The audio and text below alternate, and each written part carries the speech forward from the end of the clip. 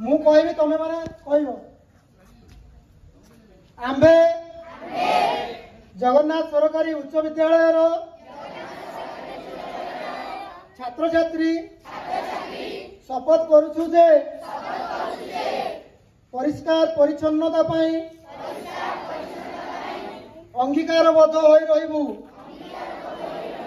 एवं सेतिपाई समय देबु। सर्वप्रथमे आमे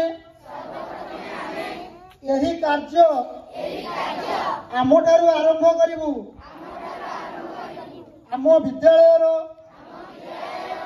घर बस्ती और ग्राम सहर को सफा सुतुरा रखिया पाई यथासाध्य उद्यम करिबु।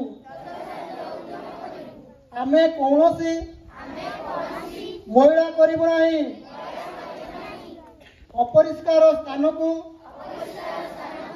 आमे निजे एवं अन्यर साहाय्य रे सफा करिबु। स्वच्छ और सुस्थ परिवेश गठन आमर मूल लक्ष्य। आमे दृढ़तार सहित कहिपारू कि स्वच्छता पाई करुवा आमर प्रत्येक कार्य